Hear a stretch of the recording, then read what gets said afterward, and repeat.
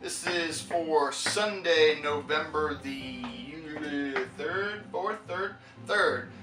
Let's start off with a cool little device called the VTech, or VTechs, I guess, from EnviroCool Limited. They got the new device that they're calling a reverse microwave. Can chill a beer in 45 seconds. That's good for us craft brewers because we can go down to our craft brew store, grab us some cool little brews off the shelf, and go home, pop them in this thing.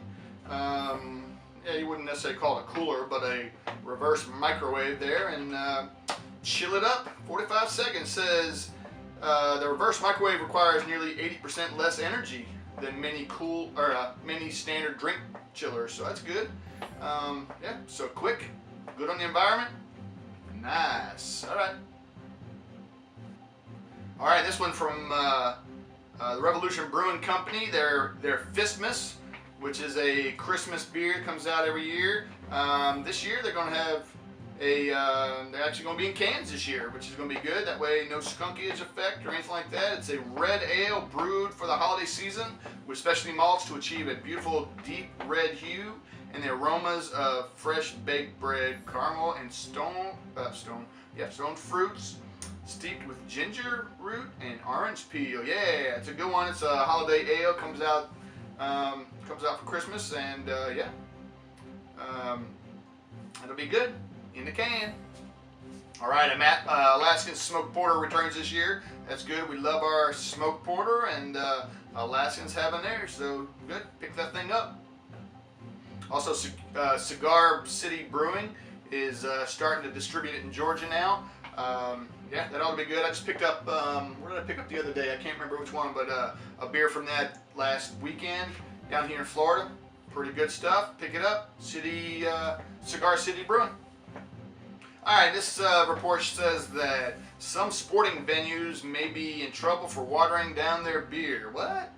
Yes, it says the reporter actually caught an Atlanta venue, they don't say which one, but with a lower ABV than it's supposed to be. Says federal regulations allow for a 0.3% variation, but they said that they were as much as 2, maybe 3 full % differences, which, you know, at sporting events you're going to be getting crappy beer anyway, crappy,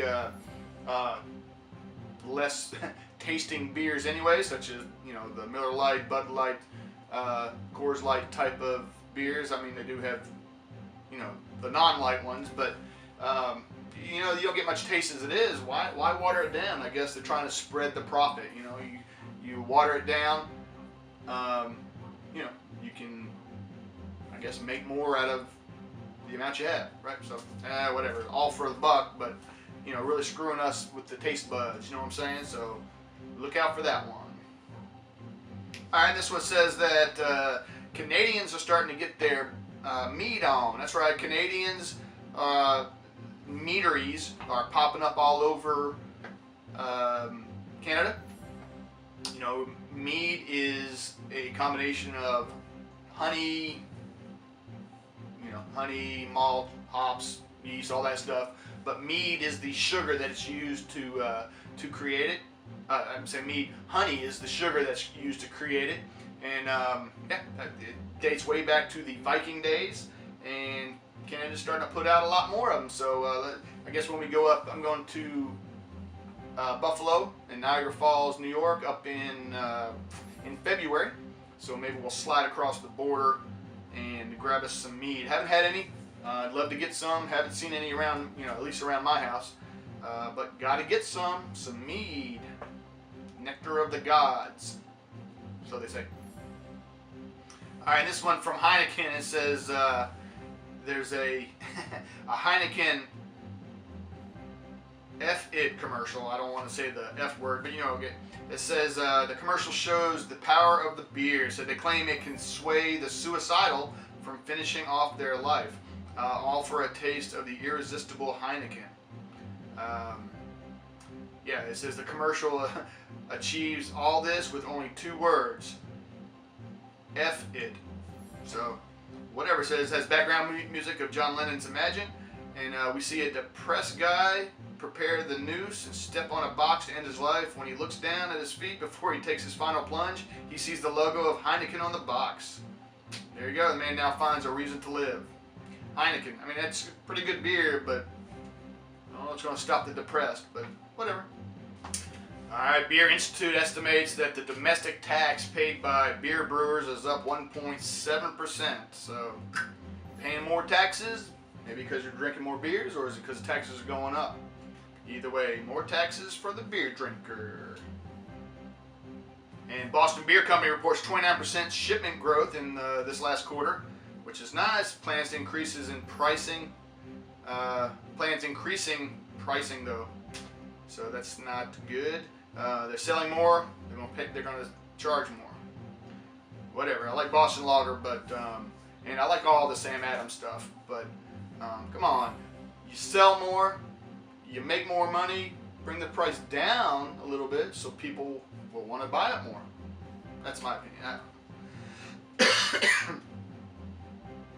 And Terrapin Beer is now shipping out to Louisiana. So you guys down in New Orleans be getting some Terrapin Beer now. Terrapin Beer is out of Athens, Georgia. I had one the other day, very good beer. So there you go. Okay, it looks like Cigar City in New Belgium is going to collab on an ale called the Wild Double and Fresh Hop IPAs, which is nice. Yeah, that'll be a good collab. Alright, it looks like 6 Point Brewery's on pace for 60,000 barrels this year, up over 100% from last year. So, way to go. Yeah, I had a, was it resin? Little small can. It says 12 ounces, but it looked like a Red Bull type can. Kind of skinny and tall. Resin, pretty good. It's really, really potent stuff. Good stuff from 6 Point. Alright, this one, Brewdog's on pace to grow their top line by 76%. That's cool. Yeah, I did a small little report on them last week about a China company kind of trying to rip them off using their logo, using their name. But yeah, Brewdog's up 76%. Probably also because of the TV show they have on Esquire, Brewdog, where they come to the U.S. and try to convert craft virgins. Good show. I watch it every week. So yeah, this out of Brewdog. Good news from Brewdog. Alright, this one out of New York. New Yorkers be crazy. It says Inwood bar owner says that an armed correction guard pulled a gun and demanded beer. I guess it says an off-duty state's correction officer allegedly pulled a gun on an Inwood bar owner who refused to give him a free beer. The NYPD has opened 2 investigations into why the cops didn't arrest him afterwards either. It says Kirby Mannix, the owner of the Liffey 2 bar on Broadway, wants Manuel Pizzetta, 38, behind bars for the pistol-waving incident. According to Mannix, he says a drunk Peretta announced he was an undercover officer on the job, waved his weapon and screamed, "I have a gun, I have a gun." Then he threw a tantrum because the bar owner demanded payment for a $4.50 bottle of Coors Light that he didn't want to pay for. The cops showed up afterwards and for whatever reason didn't arrest him. Just kind of let him go. But either way, $4.50. Is that a reason to pull a gun, dude? I don't think so. Especially a Coors Light. Really? Alright, thanks for watching the Brew News here on the All for Taste. Come back next Sunday, 7 o'clock. We'll be having the next week's beer news all bottled up for you so you can drink it down. Alright, Brew News, All for Taste.